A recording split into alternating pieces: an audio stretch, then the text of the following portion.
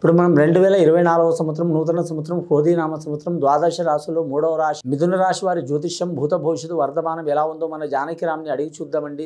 జానకిరామ్, మిథున రాశి వారి జాతకం ప్రయత్న యోగం బలం ఎట్లా ఉంది చూడు. అనుకున్న పని జయమా, యోగమా, లాభమా, నష్టమా ఎట్లా ఉంది చూడు.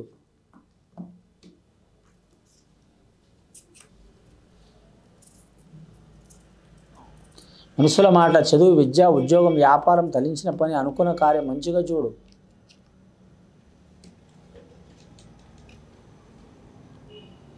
వృషభ రాశి వారి జాతకంలో విజయవాడ కనకదుర్గమ్మ వచ్చిందండి.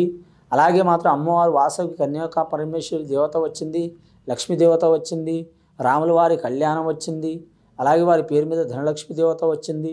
ముఖ్యంగా మాత్రం మిథున రాశి వారి జాతకంలో చూడాలంటే మాత్రం రాజయోగం కూడా ఉంది, బంటు యోగం కూడా ఉంది, మంత్రి యోగం కూడా ఉన్నది.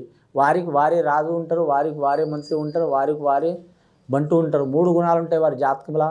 పిల్లల కాడ పిల్లల మనస్తత్వం, పెద్దల కాడ పెద్దల మనస్తత్వం. చిక్కరు దొరకరు, ఒకరికి అర్థం కారు, ఎప్పుడు ఎలా ఉంటారు ఎవరికి తెలియదు. వారికి నడుస్తున్న దశ మాత్రం మహారదర్శి నడుస్తుంది. కానీ దశమ స్థానంలో శని నడుస్తుంది. దశమ స్థానంలో శని అంటే మాత్రం 10 రకాలుగా వారికి చికాకులు వచ్చే అవకాశాలు ఉన్నాయండి. ధనపరంగా ఒకటి, ఆరోగ్యపరంగా, కుటుంబ పరంగా, పర్సనల్ లైఫ్లో, సంతానపరంగా, అలాగే భార్యాభర్తలతోని, కళ్యాణమైన వారికి, కళ్యాణం కాని వారికి, ప్రేమించే వారితో ఇబ్బందులు, అలాగే స్నేహితులతో ఇబ్బందులు, డబ్బుల గురించి ఇబ్బందులు, వృత్తిల ఇబ్బందులు, మానసిక ఆందోళన, విద్యల ఆటంకాలు.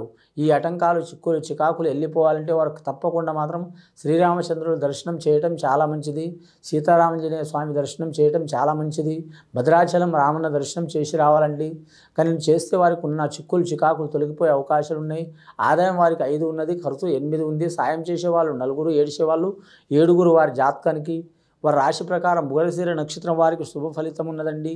మృగశిర నక్షత్రం వారికి లక్కీ నెంబర్ 9 వస్తుంది వారి జాతక బలానికి. కానీ వారు ధరించాల్సిన స్టోన్ మాత్రం పగడం ధరించడం మంచిది. మంగళవారం అనుకూలం వస్తుంది. ఆరుద్ర నక్షత్రం వారికి ఈశ్వరుడు పుట్టిన నక్షత్రం అండి. ఆరుద్ర నక్షత్రం చాలా శుభ ఫలితం ఉంది. ఆరుద్ర నక్షత్రం వారికి అనుకున్న పని జయమయ్యే అవకాశం ఉంది. వారికి లక్కీ నెంబర్ 4 వస్తుంది, 8 వస్తుందండి. లక్కీ స్టోన్ వారికి మాత్రం చాలా వరకు మాత్రం ఏ స్టోన్ ధరించినా చాలా మంచిది. కానీ మాత్రం ముఖ్యంగా వారి జ్యోతిష బలంలో చూడాలంటే మాత్రం పుష్యరాగం కూడా అనుకూలం వస్తుంది. అలాగే వారి జ్యోతిష బలంలో చూడాలంటే మాత్రం వైడూర్యం కూడా అనుకూలం వస్తుంది. ఏ స్టోన్ అయినా అనుకూలం వస్తుంది, కానీ ఒకటి తెలుపు స్టోన్ మాత్రం అనుకూలం రాదండి వారి పేరు మీద. ఇంకా విద్యార్థులకు విద్య విషయంలో కలిసి వచ్చే అవకాశం ఉంది. 11 సంవత్సరాల నుంచి 20 సంవత్సరాలు ఉన్న వారికి కలిసి వస్తుందండి. 20 సంవత్సరాల నుంచి 25 సంవత్సరాలు ఉన్న వారికి మతిమరుపు, చికాకులు వస్తాయి.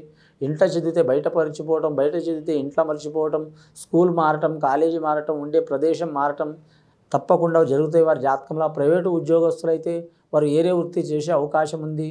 వ్యాపారస్తుల్లో చూడాలంటే మాత్రం నిలకడ ఉంటుంది. వారు ఏ వ్యాపారం చేసినా, వారు రాయి వ్యాపారం చేసినా, ఉప్పు వ్యాపారం చేసినా, ధన వ్యాపారం చేసినా, ధాన్య వ్యాపారం చేసినా, వెండి బంగారం వ్యాపారం చేసినా, అలాగే వస్త్ర వ్యాపారం చేసినా, మోటార్ ఫీల్డ్ రంగం అయినా సరే కలిసి వస్తుంది. కానీ ఎంత ధనం వచ్చినా మాత్రం నిలబడదండి. ఖర్చు ఎక్కువ ఉంటుంది వారి జాతక బలానికి. వీరికి పట్టుదల ఎక్కువ ఉంటుందండి. పట్టిన పట్టు వదలదు, ఎక్కిన గుర్రం దిగరు. ఒక పని అనుకున్నారంటే జరిగేదాకా నిద్ర పట్టదు. అటువంటి స్వభావం ఉంటుంది. ఈ స్వభావం తగ్గించుకోవాలి. ఇంకా వీరి జాతకంలో చూడాలంటే మాత్రం విద్యార్థులు చదివే కోర్సులో కానీ మాత్రం చూడాలంటే మాత్రం మెడికల్ రంగం వారికి కలిసి వచ్చే అవకాశం ఉన్నదండి. మెడికల్ రంగం వారికి, ఆరోగ్య రంగం వారికి కలిసి వచ్చే అవకాశం ఉంది. అలాగే వీరి పేరు మీద మాత్రం వైద్య రంగంలో చికాకులు వెళ్ళిపోతాయి. మిగతా రంగాల వారికి కొన్ని ఆటంకాలు, చిక్కులు వస్తాయండి. చిక్కులు వెళ్ళిపోవాలంటే మాత్రం తప్పకుండా వారు మాత్రం విఘ్నేశ్వరుని ఆరాధన చేయటం చాలా మంచిది. ఇక వివాహ విషయంలో కూడా కలిసి వచ్చే అవకాశం ఉంది. రాజకీయ నాయకులు కూడా కలిసి వచ్చే అవకాశం ఉంది. గత కొన్ని సంవత్సరాల నుంచి పడుతున్న చికాకులు, దారిద్ర్య బాధలు తొలగిపోతాయండి. వారి నోటి వెంట మాత్రం రామరామ జయ రామరామ శ్రీరామ రక్ష సర్వజగత రక్ష అనే వాక్యం నోటి వెంట ఖచ్చితంగా ఉండాలండి. ఉన్నందువలన వారి మీద ఉన్న నరదృష్టి, ఈ శని అనేది తొలగిపోతుంది. అనుకున్న పని జయమయ్యే అవకాశం ఉంది. పెద్దల పేరు నిలబెట్టే అవకాశం ఉంది. వారి మీద ఏ చికాకులున్నా తొలగిపోయే అవకాశం ఉందండి. వీలైతే మాత్రం భద్రాచలం శ్రీరాముడిని దర్శనం చేసి రావటం చాలా మంచిదండి. ఇది విని చూసి ఆచరించే వారికి గొప్ప ఫలితాలు కలుగుతాయండి. శుభం భూయత్.